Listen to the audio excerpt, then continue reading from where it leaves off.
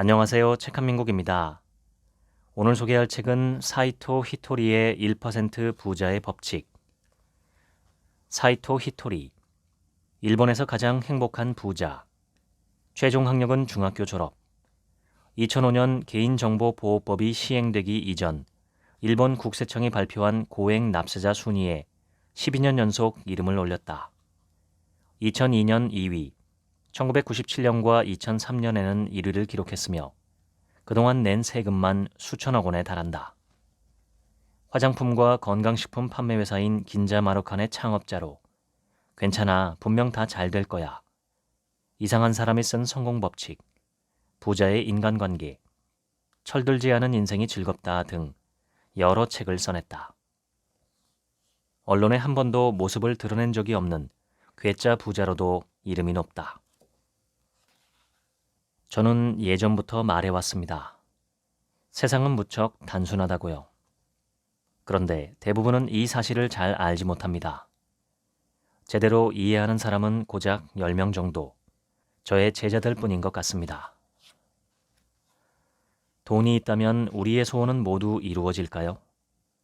돈으로 소원을 이룬 뒤 우리는 완벽하게 행복할까요? 안타깝지만 그렇지 않습니다.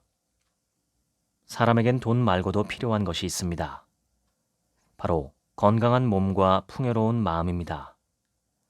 돈, 건강한 몸, 풍요로운 마음, 이 세 가지가 조화를 이룰 때 우리는 비로소 행복을 얻을 수 있습니다. 사람에겐 누구나 장점이 있지만 약간의 착각과 부정적인 흐름이 더해져 어느새 기분 나쁜 사람이 되기도 합니다. 어떤 상황에서도 미소를 잃지 말고 언제나 상대의 기대에 부응할 수 있다는 듯한 그런 밝은 표정을 짓는 것이 중요합니다. 그렇게 하면 마음에 들지 않는 사람들이 주변에서 저절로 사라지게 됩니다. 미소가 모든 일을 좋은 방향으로 이끌어주기 때문입니다. 미소의 효과는 그것만이 아닙니다. 웃고 지내면 생각이 자연스레 긍정적인 쪽으로 흘러갑니다. 미소 짓는 얼굴로는 부정적인 생각을 할 수가 없습니다. 웃으면서 우울한 말을 늘어놓거나 나쁜 생각을 할 수는 없는 법이니까요. 미소가 몸에 배면 즐겁고 행복한 매일이 찾아듭니다. 나쁜 사람들이 주변에서 사라지고 돈도 많이 벌리며 언제나 밝은 생각으로 살게 되기 때문입니다. 사람이란 원래 즐거움을 위해 살아갑니다. 즐거움을 목표로 삼으면 세상이 이전과 다르게 보입니다. 일단 즐겁게 일하는 법을 고민하게 됩니다. 만약 사장이라면 직원 전체의 즐거움을 배려하게 되지요. 분명 모두가 행복해질 것입니다. 10명의 제자에게 가르쳐준 것도 별반 다르지 않습니다. 저는 사업하는 방법이 아니라 즐겁게 사는 법을 알려주었습니다. 제게 성공의 비결을 묻는다면 이렇게 대답할 것입니다. 즐거운 생활을 하기 위한 방법을 항상 진지하게 고민했다고요. 그렇다면 어떻게 해야 즐거운 생활을 누릴 수 있을까요? 일단 다른 이들의 자존감을 높여주세요. 자존감이란 스스로가 소중한 존재임을 깨달았을 때 느끼는 감정입니다.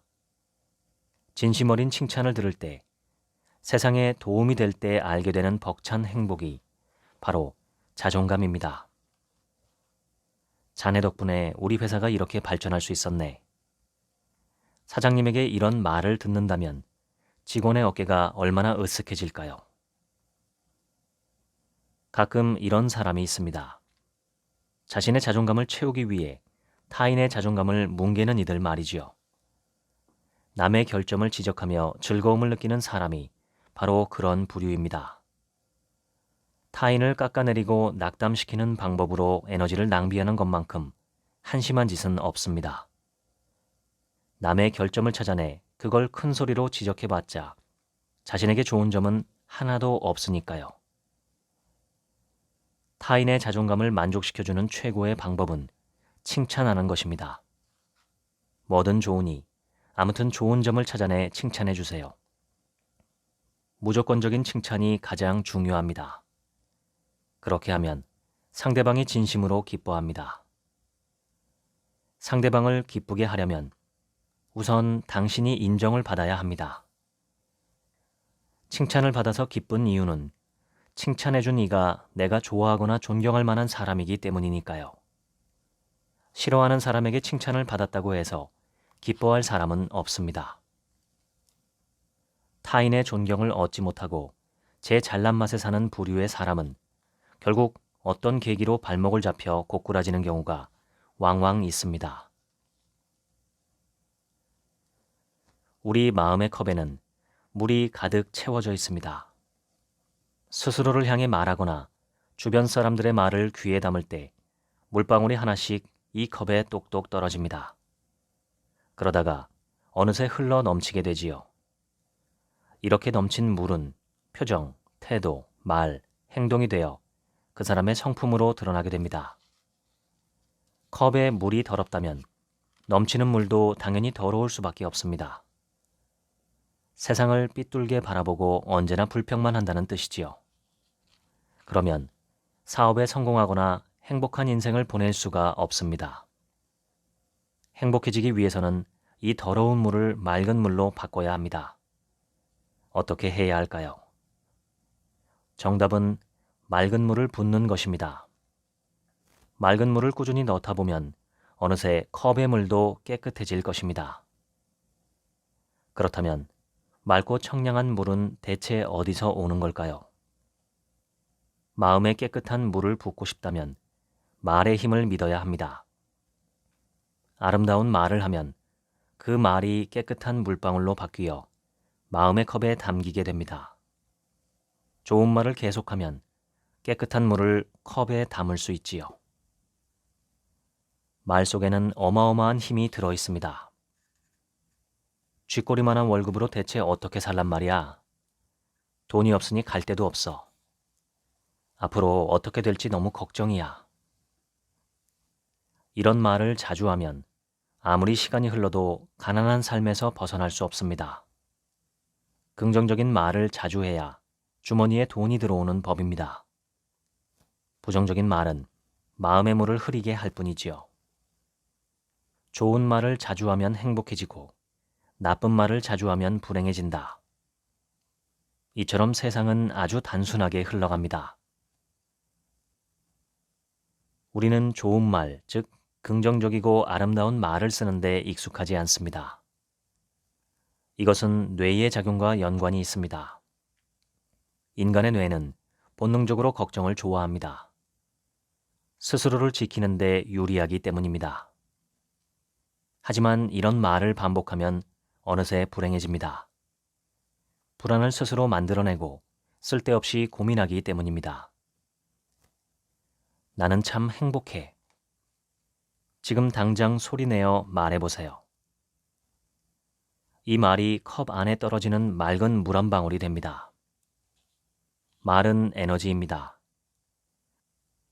한 개의 말이 만든 파문은 점점 커지고 반사되어 여러 가지 형태로 변한 후 말을 했던 사람에게 다시 되돌아옵니다. 나는 참 행복해. 장소와 시간을 막론하고 아무런 맥락도 없이 그저 이 말을 소리내어 말하면 됩니다. 이 말이 입버릇이 되면 재미있는 일이 일어납니다. 행복의 이유가 불쑥 튀어나오는 것이지요.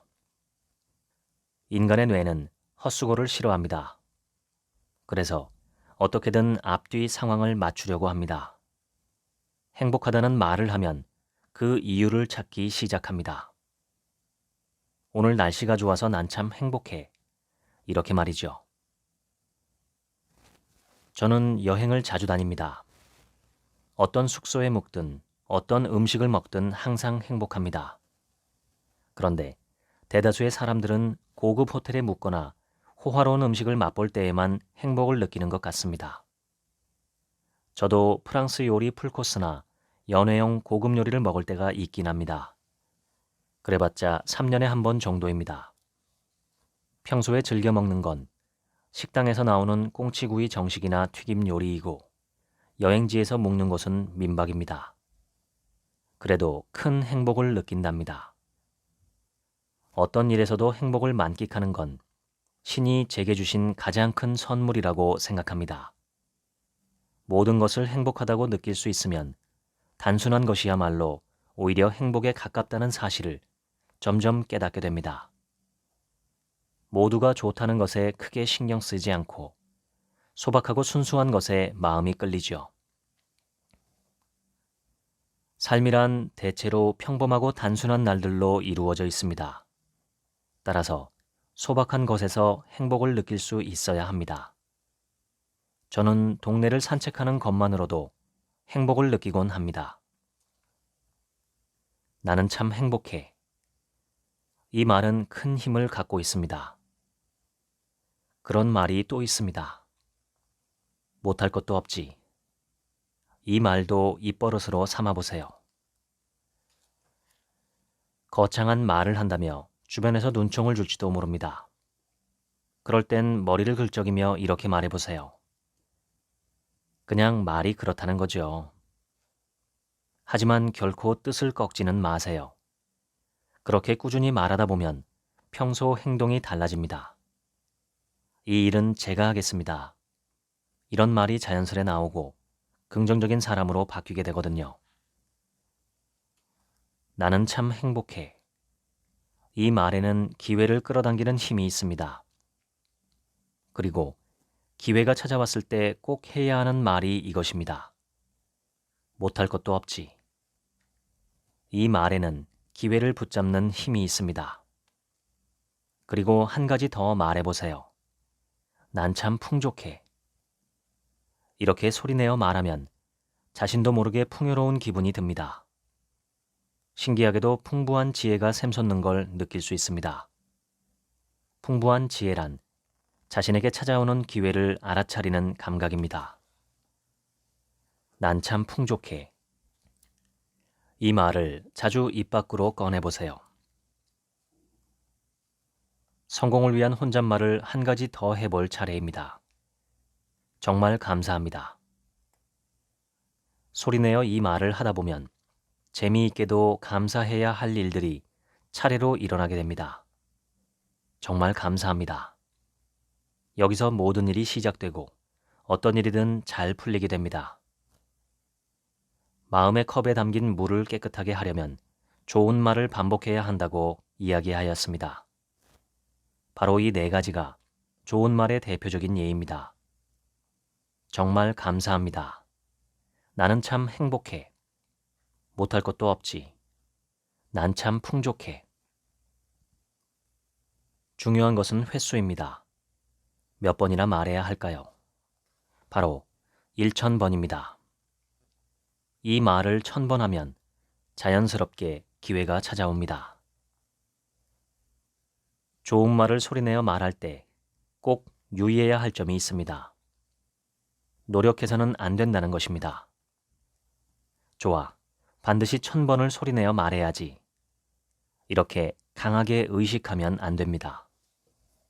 스스로에게 압박을 가하는 행동은 금물입니다.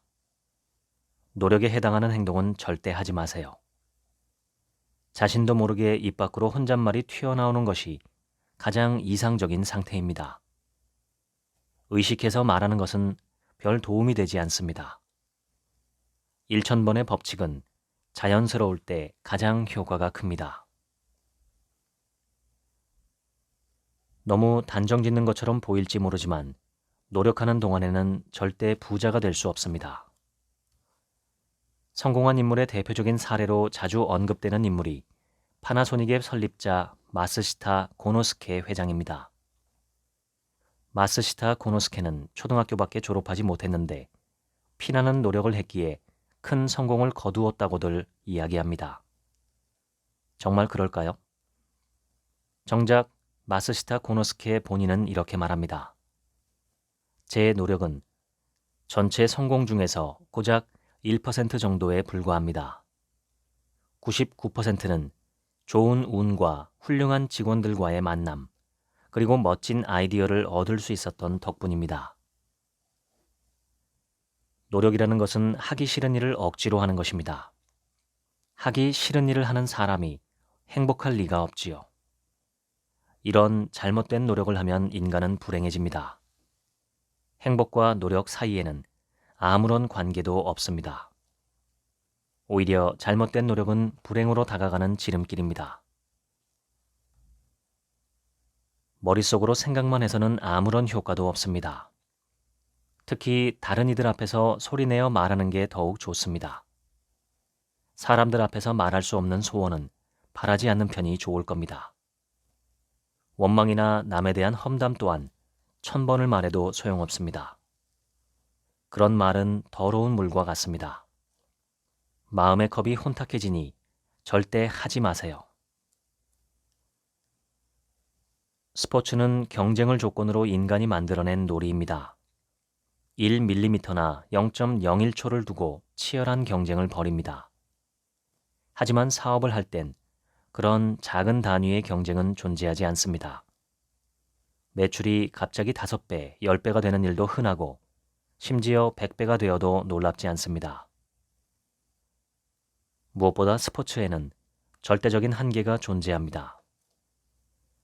맨몸으로 100m를 5초 만에 달리는 일은 아직까지 불가능하니까요. 반면 사업의 세상에서는 별별 일이 다 일어날 수 있습니다. 100m를 5초 안에 달리고자 한다면 스포츠카를 타면 될 일이니까요. 사업의 세계에서 매출을 10배로 늘리는 일은 스포츠의 세계에서 100m를 1초 만에 달리는 것과 비슷한 일입니다. 하지만 스포츠를 할 때는 불가능한 일이 사업을 할 땐 가능해집니다. 노력이나 근성과는 전혀 관계가 없는 방식으로 말이죠. 매일 즐겁게 생활하다가 문득 떠오르는 아이디어야말로 사업의 세계에서 가장 중요한 무기가 됩니다. 정말로 사업에 필요한 지혜는 어느 날 갑자기 찾아오는 법입니다. 역사를 되돌아보면 대부분의 나라가 과거에 비해 훨씬 상황이 나아졌습니다. 일본도 마찬가지입니다. 150년 전만 해도 조와 피 같은 곡물로 연명을 했습니다. 지금이 그때보다 행복한 세상이 되었으니 앞으로 150년 후에는 더 좋은 삶이 찾아올 겁니다. 제 학력은 중학교 졸업이 전부입니다. 학교 성적도 좋지 않았지요. 하지만 수천억의 재산을 가진 부자가 되었습니다. 이건 운이 좋으니까 생기는 기적입니다. 아무리 공부를 잘하고 재능이 뛰어나도 운 좋은 사람을 이길 수는 없습니다. 가장 중요한 건 생각입니다. 나는 참 운이 좋아. 이렇게 마음을 먹으면 운이 저절로 찾아오기 때문에 어지간한 목표는 쉽게 달성할 수 있습니다.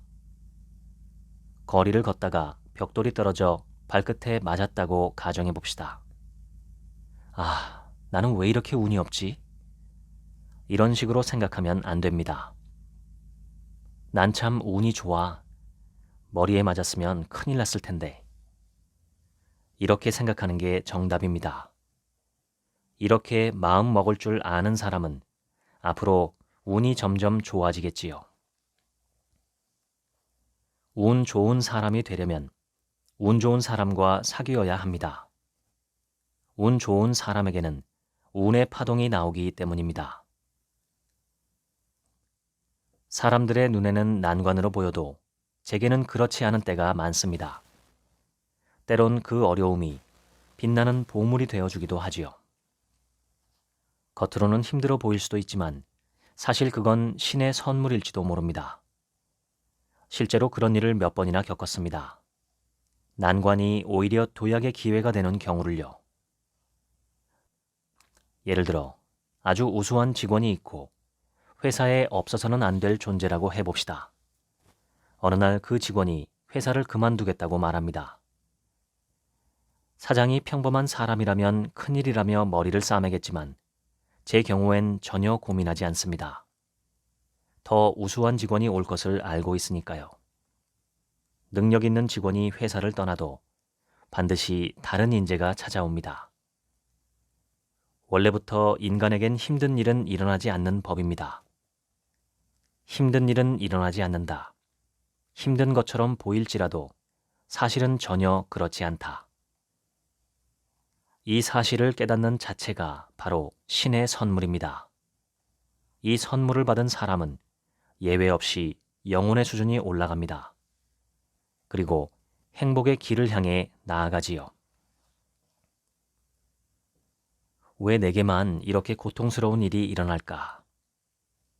한번 생각해 봅시다. 지금 마주한 문제가 당신을 정말로 괴롭히고 있는지 곰곰이 한번 따져봐야 합니다. 신은 결코 당신을 힘들게 하지 않습니다. 그런데도 괴롭다면 신이 이렇게 말하는 것입니다. 지금 선택한 방법이 잘못되었구나. 중요한 것은 신의 목소리를 알아차릴 수 있는가 하는 것입니다. 힘든 일 따위는 절대 일어나지 않음을 알게 되었을 때야말로 영혼의 수준이 한 단계 올라가 행복에 가까워지는 시점입니다.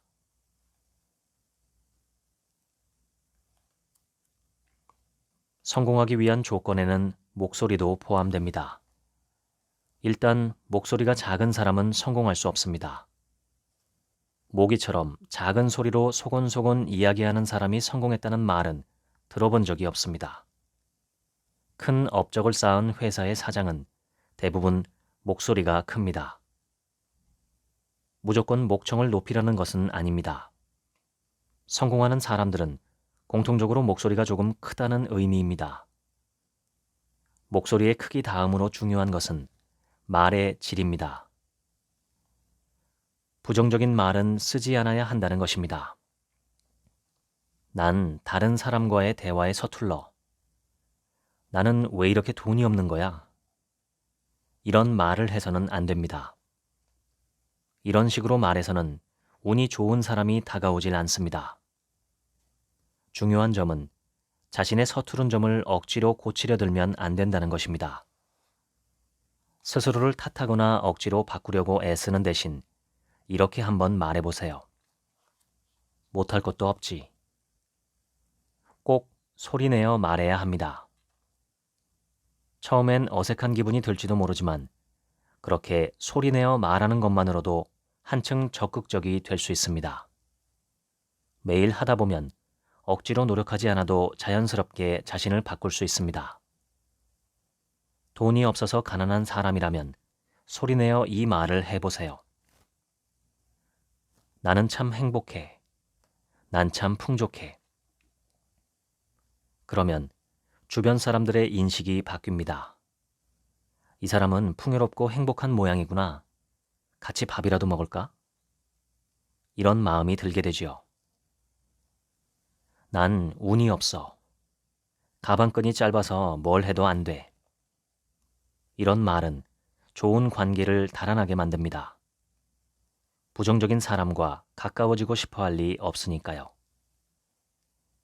만약 병을 앓고 있다면 이 말을 소리내어 말해보세요. 아픈 몸인데도 신이 지금껏 잘 살게 해주었어. 나는 참 행복해. 암에 걸렸는데도 나는 아직 살아있어. 이것보다 행복한 일이 또 있을까? 그리고 나는 참 행복해. 신은 나를 살게 하고 있어. 정말 감사한 일이야. 라고 소리내어 말해보세요. 감사합니다 라는 말을 입 밖으로 꺼내보세요. 기적이 일어납니다. 나는 왜 이렇게 불행하지? 실수로라도 이렇게 말하면 안 됩니다.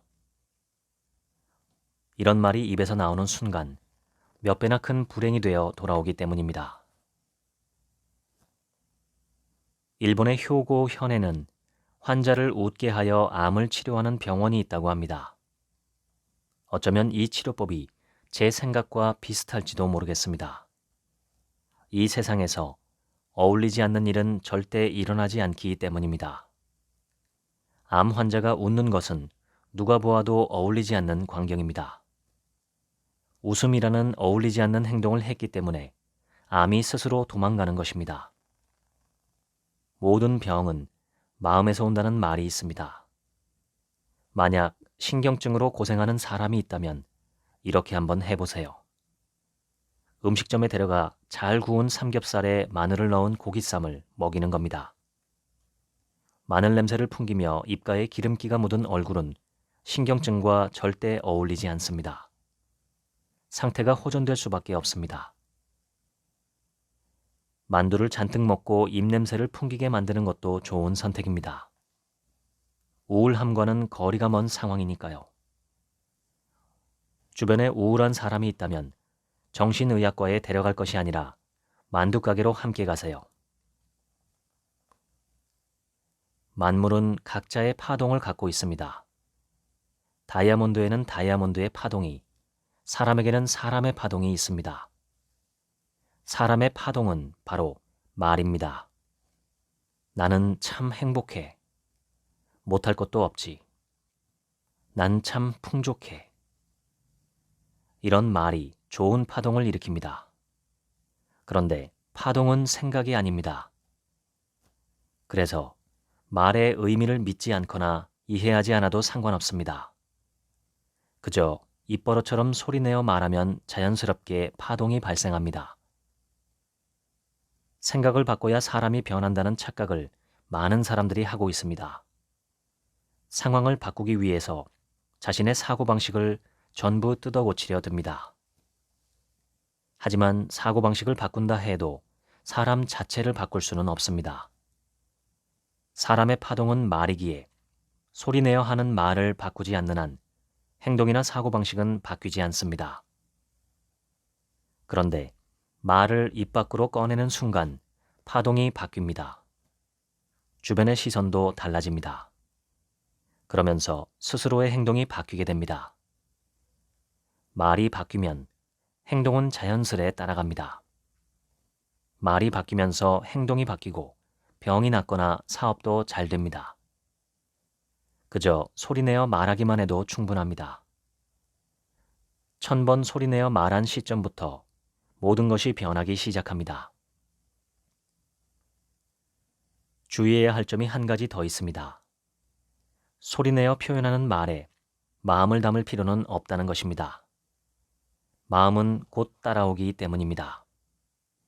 내버려둬도 알아서 따라올 테니 굳이 걱정할 필요가 없습니다. 노력하면 성공할 수 없다고 앞서 말했지만 공부 자체는 좋은 일이므로 마음껏 하는 게 좋습니다. 단, 즐기면서 공부하지 않으면 아무런 의미가 없으므로 세심한 주의가 필요합니다. 어떤 공부를 하는 게 가장 좋을까요? 바로 독서입니다. 가능하면 여러 분야의 책을 폭넓게 읽으세요. 다만, 책을 읽는 게 고통스럽다면 굳이 독서를 할 필요는 없습니다.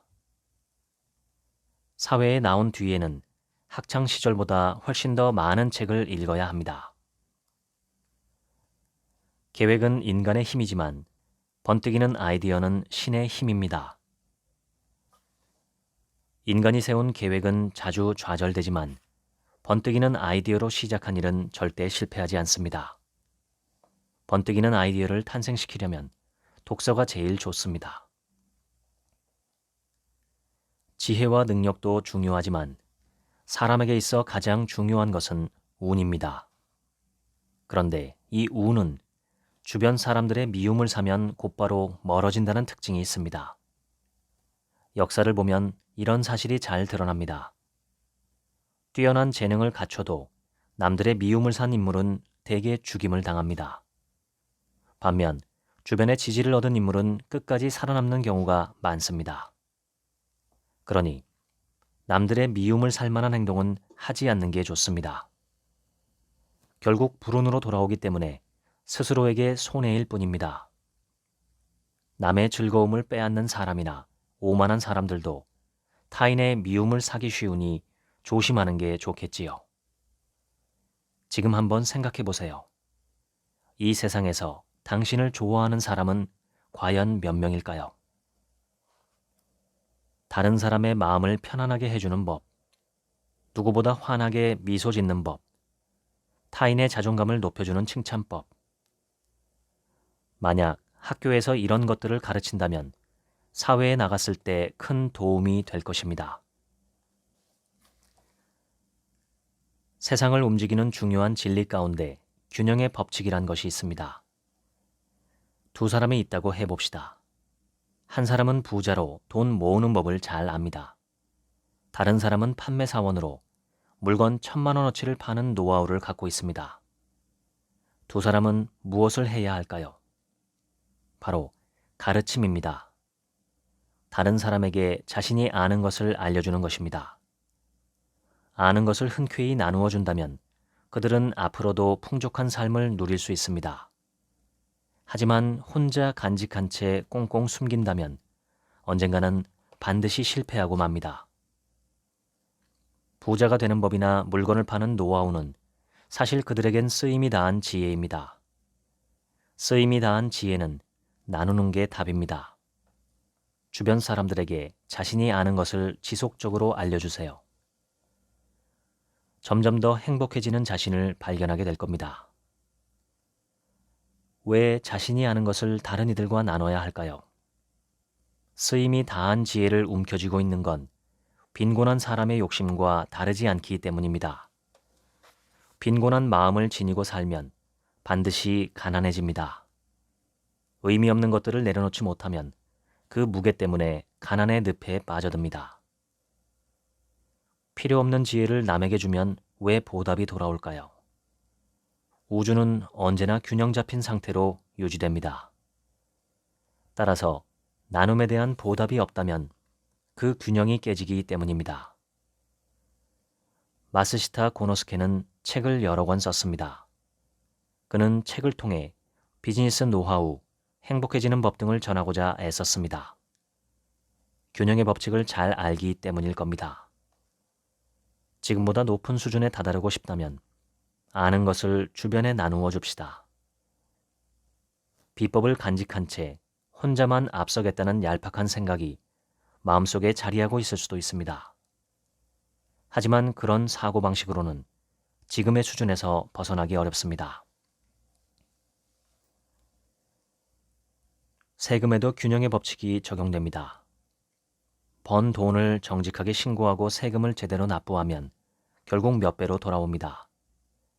저는 지금껏 세무서가 발행한 고지서대로 정직하게 세금을 냈습니다. 세금을 줄이는 편법은 한 번도 쓴 적이 없습니다. 제가 절세를 하지 않는 건 사실 아무 이득도 없기 때문입니다. 세금이란 언젠가는 반드시 내야 하는 돈입니다. 그러니 처음부터 이렇게 말해보세요. 좋아, 세금 한번 팍팍 내보자고. 우리는 언젠가 죽습니다. 그러면 모든 것이 세상에 남습니다. 돈이 아무리 많아도 그걸로 끝입니다. 더 좋은 세상을 만들기 위해 더 많은 세금을 내는 것. 이것이 모두를 위해 바람직한 일입니다. 납세의 의무는 헌법으로 정해진 일입니다. 머뭇거리기보다 차라리 신나게 하는 편이 훨씬 좋지요. 함께 일하는 사람들과 이런 이야기를 나누곤 합니다.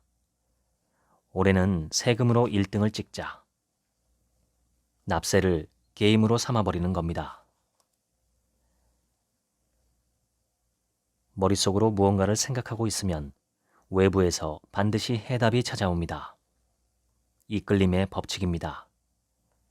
아무리 끙끙대도 아이디어가 떠오르지 않을 때 그 문제를 머릿속에 담아두세요. 좋은 아이디어를 지닌 사람이 곧 당신을 찾아갈 테니까요. 혹시 사람이 오지 않는다면 잡지나 방송이 힌트를 던져줄 겁니다. 그러니 생각을 멈추지 마세요. 내게 필요한 것은 세상 어딘가에 반드시 존재합니다. 손에 넣고 싶다고 늘 생각하면 그것은 자연스럽게 이끌려 오게 된답니다. 지혜, 사람, 물건 모두 마찬가지입니다. 그러니 멋진 생각이 떠오르지 않는다고 초조해할 필요는 없습니다. 이끌림의 법칙에 따라 언젠가 그 아이디어가 반드시 여러분을 찾아갈 테니까요. 저는 20년 넘게 주변 사람들을 가르쳐 왔습니다. 인색한 부자가 되는 것은 원치 않았기 때문입니다. 깨달은 것을 혼자만 알지 말고 다른 사람에게도 나누어 주세요. 그러다 보면 새로운 지혜가 보답으로 돌아옵니다. 여행을 가고 싶다. 부자가 되고 싶다. 편하게 살고 싶다. 이렇게 애매한 목표는 아무리 말해봤자 실현되지 않습니다. 구체적인 목표를 정해 소리내어 말해봅시다. 그런데 여기서 잊지 말아야 할 것이 있습니다. 최종 목표를 남에게 말하지 않는 것입니다. 마음에 품은 큰 목표를 남에게 말하지 않으면 매우 긴장하게 됩니다. 누군가에게 내 이야기를 들려주고자 하는 욕망을 억누르는 상태가 되기 때문입니다. 이 같은 큰 스트레스는 머지않아 큰 에너지가 되어 돌아옵니다. 강이 넘치는 것은 물이 충분히 고였기 때문입니다. 물의 양이 많을수록 범람의 기세는 커집니다. 강물이 고이는 것과 목표를 말하지 않는 것은 비슷합니다. 자신의 갈망을 꾹꾹 눌러담아 마음속에 품고 있으면 머지않아 엄청난 기세로 분출됩니다. 인생에는 우여곡절이 있다. 이렇게 말하는 사람들이 있습니다. 훌륭한 말처럼 들리지만 사실은 전혀 그렇지 않습니다. 우여곡절이 많은 인생을 보내는 사람이야말로 다음의 말을 소리내어 해야 합니다. 나는 참 행복해. 나는 참 풍족해.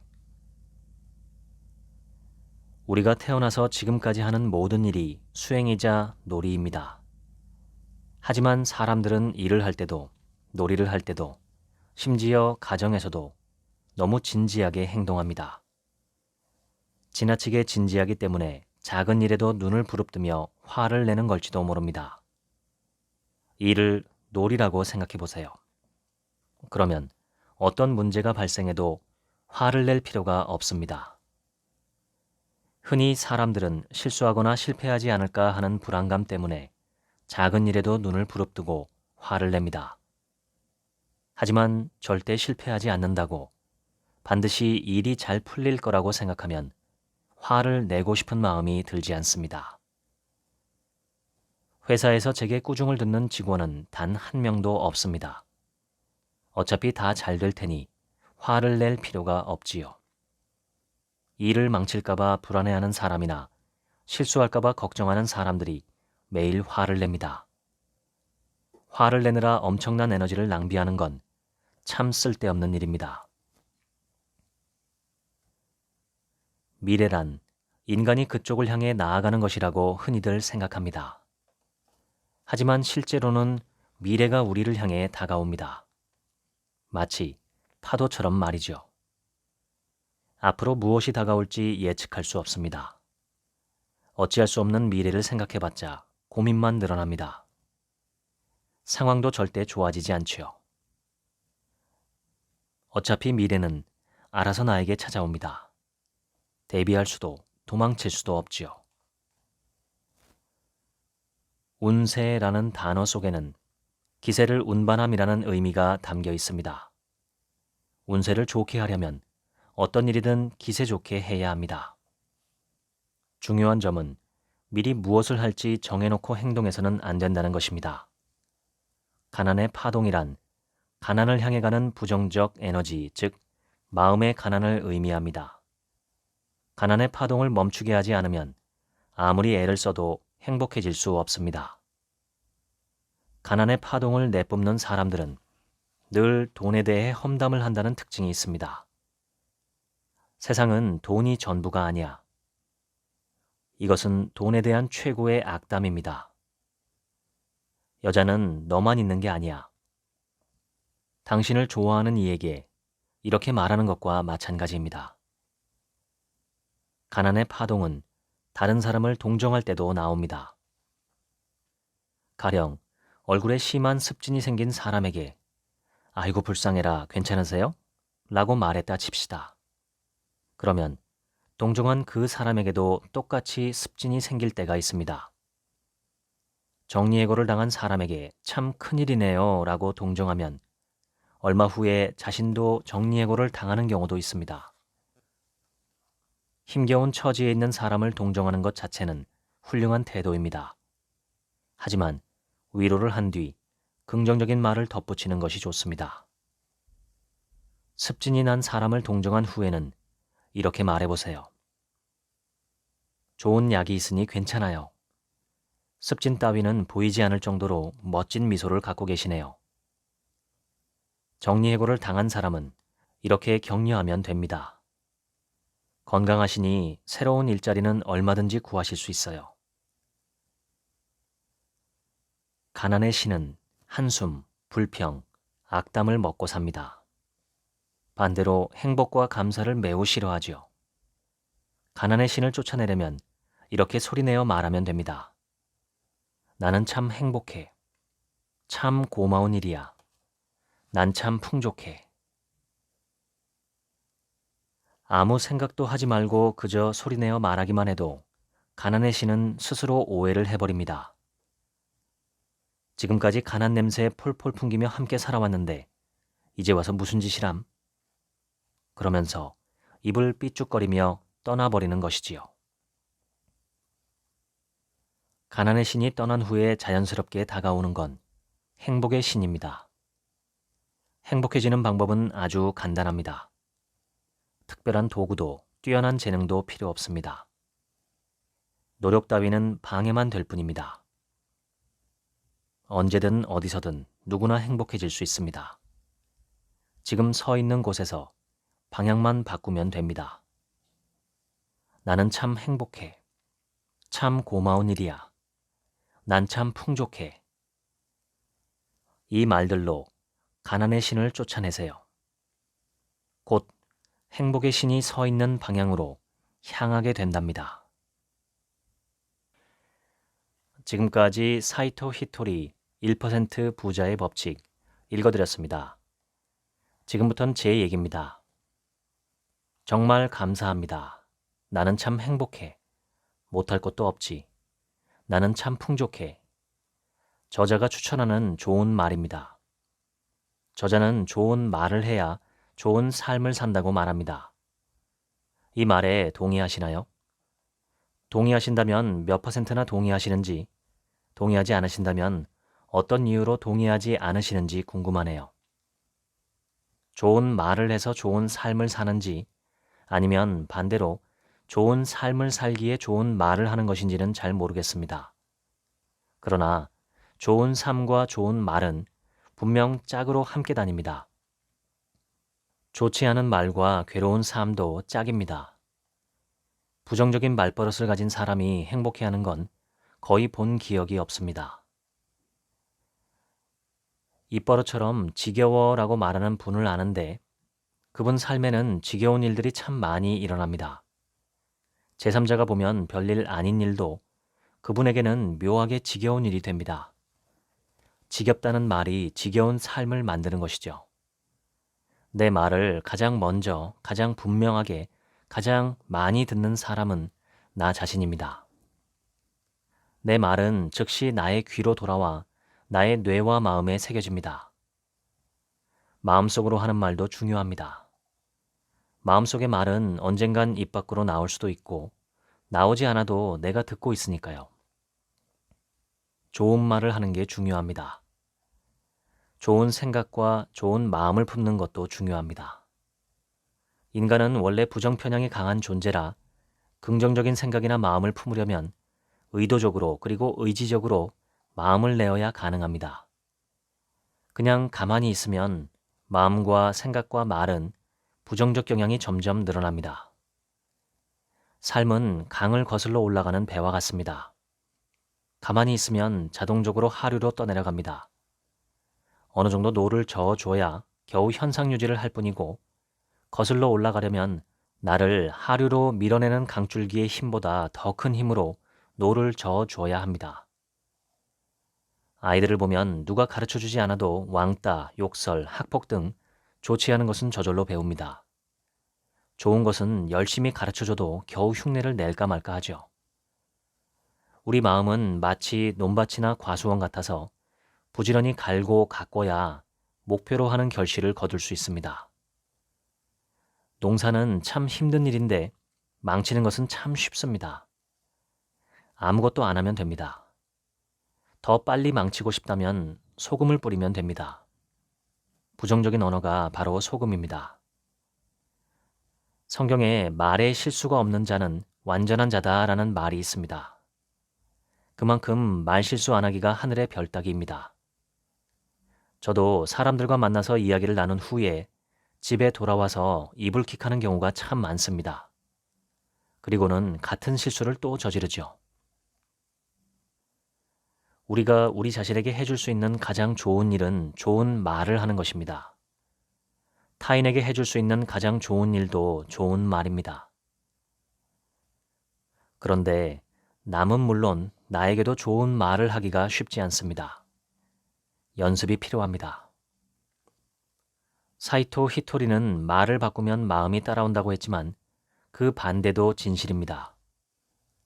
말의 가장 무서운 점은 실체가 없으면서도 일단 입 밖으로 나오면 마치 실체나 에너지가 있는 것처럼 우리 자신을 길들인다는 점입니다. 우리의 말에 의해 우리가 훈련되는 것처럼 말의 되먹임 효과, 피드백 효과는 무섭습니다. 뇌가 우리 귀에 들어온 정보를 처리하는 방식의 기본은 우선 그 정보가 사실이라고 가정하는 것입니다. 그 후에야 뇌는 정보를 처리합니다. 그래서 내 귀에 들리는 말이 아무리 터무니없다고 해도 뇌는 일단 그것을 사실로 믿어버립니다. 이 믿음의 효과는 정보가 거짓으로 판명되어도 잔향이 남습니다. 그리고 뇌는 그러한 정보와 일치하도록 우리 몸을 움직이는 방향성을 갖고 있습니다. 스스로 실패자라고 생각하고 병약하다고 생각하고 운이 없다고 생각하고 늙었다고 생각하고 무능력하다고 생각하면 뇌는 이러한 자기 인식을 사실로 받아들이고 이 인식을 현실에 창조하도록 우리를 변화시키고 움직입니다. 성공할 수 있는 순간에 자기 불구와 전략을 구사해 스스로 망가뜨리고 운이 좋은 순간에도 행운을 애군으로 변질시키며 능력이 있는데도 무능력하게 행동하게 만듭니다. 마음과 생각과 말을 신중하게 그리고 긍정적으로 선택하고 구사하는 능력은 좋은 삶을 위해 꼭 필요한 기술입니다. 사실 최고의 말은 감사의 말입니다. 감사합니다, 고맙습니다 라고 말하는 습관이 생기면 모든 일이 감사하게 느껴집니다. 감사한 일들이 점점 더 많이 생깁니다. 좋은 마음과 좋은 생각과 좋은 말로 좋은 인생을 갖고 보시면 어떨까 싶습니다. 지금까지 책 한 민국의 하루치 생각이었습니다. 감사합니다.